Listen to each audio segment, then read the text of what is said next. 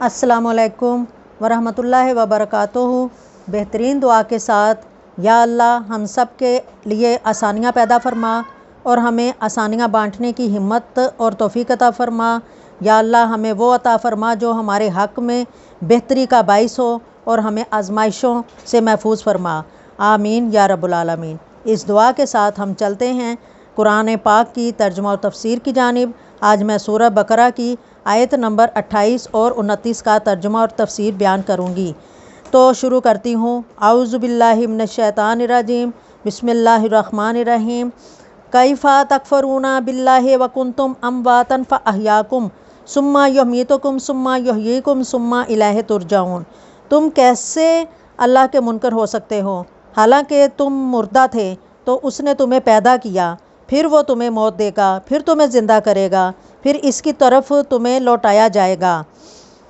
کیف تکفرون باللہ، تم کیسے اللہ کے منکر ہو سکتے ہو۔ توحید نبوت کی دلائل اور کفر و ایمان کی جزا و سزا ذکر کرنے کے بعد اللہ تعالیٰ نے اپنی خاص و عام نعمتوں کا اور قدرت کی عجیب نشانیوں کا ذکر فرمایا اور کفر کی خرابی اور برائی کو کافروں کے دلوں میں بٹھانے کے لیے انہیں خطاب کیا کہ تم کس طرح خدا کے منکر ہو سکتے ہو، حالانکہ تمہارا اپنا حال اللہ تعالیٰ پر ایمان لانے کا تقاضا کرتا ہے، کیونکہ تم بدن میں روح ڈالے جانے سے پہلے تمام مراحل میں مردہ تھے، یعنی کچھ نہ تھے یا بے جان تھے، جسم تھے۔ پھر اس نے تم میں روح ڈال کر تمہیں زندگی دی، پھر زندگی کی مدت پوری ہونے پر تمہیں موت دے گا اور پھر تمہیں زندہ کرے گا۔ اس سے یا تو قبر کی زندگی مراد ہے یا جو سوال کے لیے ہوگی، یا قیامت کی، پھر تم حساب کی کتاب اور جزا کے لیے اس کی طرف لوٹائے جاؤ گے۔ تو اپنے اس حال کو جان کر تمہارا کفر کرنا نہایت عجیب ہے۔ اس آیت میں غور کریں تو ہمیں مسلمانوں کے لیے بھی نصیحت ہے کہ ہم بھی کچھ نہ تھے، لیکن اللہ تعالیٰ نے ہمیں زندگی عطا کی اور زندگی گزارنے کے لوازمات اور نعمتوں سے نوازا، تو اس کی عطاؤں سے فائدہ اٹھا کر اس کی یاد سے غافل ہونا اور ناشکری کرنا، غفلت کی زندگی گزارنا کسی طرح ہمارے شایان شان نہیں ہے۔ هو الذی خلق لکم ما فی الارض جمیعا ثم استوی الی السماء فسواہن سبع سماوات وہو بکل شیء علیم۔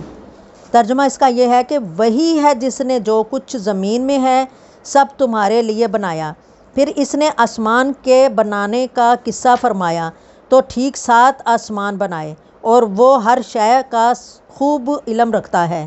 هو الذی خلقکم، وہی ہے جس نے تمہارے لیے بنایا ہے۔ تم انسانوں کو فرمایا گیا کہ زمین میں جو کچھ دریا، پہاڑ، کانیں، کھیتی، سمندر وغیرہ ہیں، سب کچھ اللہ تعالیٰ نے تمہارے لیے، تمہارے دینی اور دنیاوی فائدے کے لیے بنائے ہیں۔ دینی فائدہ تو یہ ہے کہ زمین کے عجائبات دیکھو کہ تمہیں اللہ تعالیٰ نے حکمت و قدرت کی معرفت نصیب کی ہے، اور دنیاوی فائدہ یہ ہے کہ دنیا کی چیزوں کو کھاؤ، پیو اور اپنے کاموں میں لاؤ۔ جب تک اللہ تعالیٰ کی طرف سے کوئی ممانعت نہ ہو تو ان نعمتوں کے باوجود تم کس طرح اللہ تعالیٰ کا انکار کر سکتے ہو۔ ایک اہم قاعدہ یہ ہے کہ اس آیت سے معلوم ہوا کہ جس چیز سے اللہ تعالیٰ نے منع نہیں فرمایا وہ ہمارے لیے مباح و حلال ہے۔ وَهُوَ بِكُلِّ شَيْءٍ عَلِيمٌ، اور وہ ہر شے کا خوب علم رکھتا ہے۔ کائنات کی تخلیق اور اسے وجود میں لانا اللہ تعالیٰ کے کامل علم کی دلیل ہے، کیونکہ ایسی حکمت سے بری مخلوق کا پیدا کرنا ایک شے کا علم رکھے بغیر ممکن اور مقصود نہیں۔ کافر مرنے کے بعد زندہ ہونے کو ناممکن سمجھتے تھے۔ ان آیتوں میں کافروں کے اس عقیدے کے غلط و باطل ہونے پر یہ عظیم دلیل قائم کی گئی کہ جب اللہ تعالیٰ قدرت و علم والا ہے اور جسم میں حیات کی صلاحیت بھی رکھتا ہے، تو موت کے بعد دوبارہ زندہ کرنا کیسے ناممکن ہو سکتا ہے؟ یہ تھی آج کی تلاوت اور ترجمہ۔ ناظرین، زکوٰۃ دینے کے بارے میں اللہ تعالیٰ اور پیارے نبی صلی اللہ علیہ وآلہ وسلم کا فرمان ہے، خشکی و تری میں جو مال ضائع ہوتا ہے وہ زکوٰۃ نہ دینے سے ہوتا ہے۔ رسول اللہ صلی اللہ علیہ وآلہ وسلم نے فرمایا کہ صدقہ اللہ تعالیٰ کے غضب کو ٹھنڈا کرتا ہے اور بری موت کو دفع کرتا ہے۔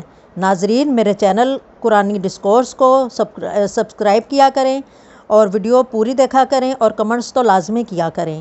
اب میں حضرت علی کرم اللہ وجہہ کی شان ولایت اور عدل و انصاف پر مبنی ایک واقعہ سناتی ہوں۔ ایک شخص اپنے غلام بیت اللہ کی زیارت کو گیا۔ راستے میں کسی کام کی وجہ سے آقا نے اپنے غلام کو سرزنش کی، بلکہ اس کو سزا بھی دی۔ اس سزا سے غلام اپنے آقا کے مقابلے پر آ گیا۔ یہی نہیں بلکہ اپنے آقا کو کہا کہ تو میرا غلام ہے اور میں تیرا آقا ہوں، تو بلا وجہ مجھ کو اپنا غلام کہتا ہے، بلکہ تو خود سرکش ہے۔ یہ دونوں لڑتے کوفہ میں پہنچ گئے۔ تب اصل آقا نے کہا کہ خدا تیرا ستیہ ناش کرے، چل اب حضرت علی کرم اللہ وجہہ کی خدمت میں حاضر ہو کر فیصلہ کرا لیں۔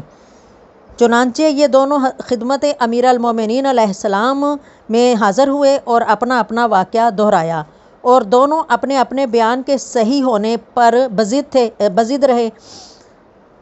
جناب امیر المومنین علیہ السلام نے تمام معاملہ سنا اور کہا کہ تم دونوں اپنے گھروں کو لوٹ جاؤ، کل دونوں آنا، تمہارا فیصلہ ہو جائے گا۔ ان کے جانے کے بعد امیر المومنین نے اپنے غلام قمبر سے کہا کہ اس دیوار میں 2 سوراخ کرو جن میں سے انسانی سر گزر سکیں۔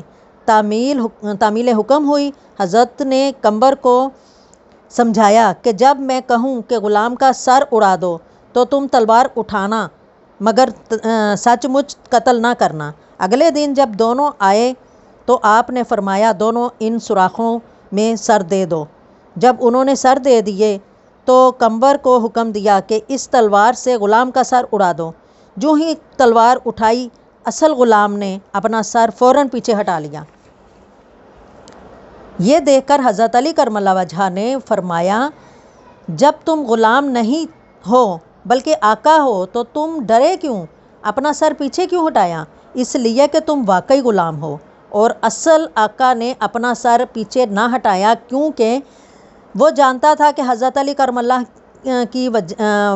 اللہ وجہہ کی تلوار غلط نہیں چل سکتی۔ بس اس نے اپنا قصور مان لیا اور معافی چاہی کہ مالک کی سختی سے تنگ آ کر میں نے ایسا کیا۔